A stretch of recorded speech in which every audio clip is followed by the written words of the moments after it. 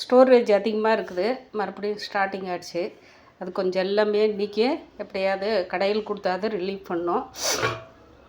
தோசை வந்து எண்ணெய் இல்லாமல் அப்படியே ஆப்பம் மாதிரி ஊற்றிட்டுங்க. பாருங்கள், இந்த மாதிரி நம்ம 3 ஆப்பம் மாதிரி ஊற்றி விட்டேன். சரி, சாப்பிட்டு கிளம்பிடலாம். நான் இட்லி ஊற்றிட்டு டைம் ஆகுது அப்படின்னு சொல்லிவிட்டு சட்னி கார சட்னி போட்டு தம்பிக்கு போட்டு கேட்டேன், எனக்கு இட்லி வேண்டாமா, நான் தோசை ஊற்றிக்கிறேன்னா.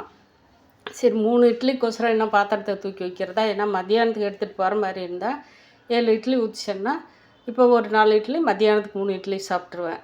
இப்போ நமக்கு மத்தியானத்துக்கு சாதம் இருக்குது. சாதம் தயிர் போட்டு, இல்லை ரசம் இருக்குது, பூண்டு ரசம் கொஞ்சோண்டு இருக்குது, அதை எடுத்துகிட்டு போயிடலாம். பாருங்கள், இந்த மாதிரி தான் நான் இப்போ கொஞ்சோண்டு லைட்டாக வந்து சூடாயிடுச்சு. நல்லா மல்லியும் கொஞ்சம் மிளகாயும் போட்டு அரைச்சி எடுத்து வச்சுருக்கிறேன்.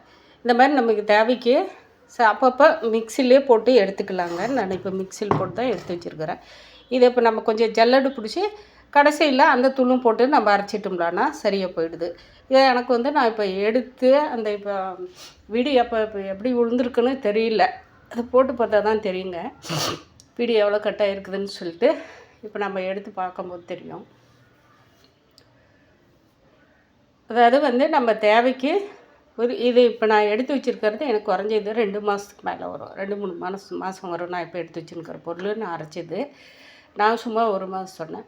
பொங்கல் கழிஞ்சு மறுபடியும் புது பொருள் வாங்கி நம்ம போட்டு அரைச்சிக்குவோம். அப்போ என்ன செய்வேன், இதே மாதிரி எல்லாம் வறுத்து எடுத்து போட்டு இது வெளியே காய போட்டு வச்சுருவேன்.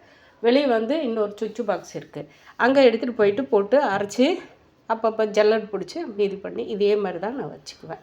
நம்ம ஒரு 4 பேர் 5 பேர் இருக்கிறவங்களுக்கு இது பெருசு இல்லை. நம்ம போயிட்டு மிஷினில் தான் அரைச்சிட்டு வரணுன்னாலே மிஷின்லேயும் அரைச்சிட்டு வந்து வச்சுக்கலாம். நான் வந்து இப்போ 2 வருஷமும் இந்த மாதிரி ஃபாலோ பண்ணிட்டுருக்கிறேங்க. ஒன்றும் பிரச்சனை இல்லை எனக்கு.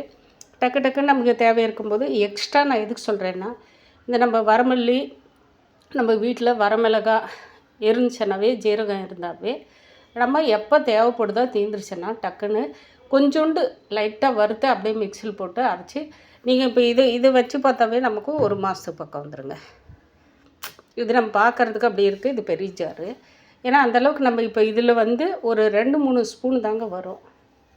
50 கிராம் வாங்கினா இன்றைக்கி என்ன ரேட்டுன்னு சொல்லிட்டு நம்ம பார்க்கலாங்க. அந்த மாதிரி தான் வந்து நம்ம ஒவ்வொரு பொருளும் நம்ம சேவ் பண்ணிக்கணும்.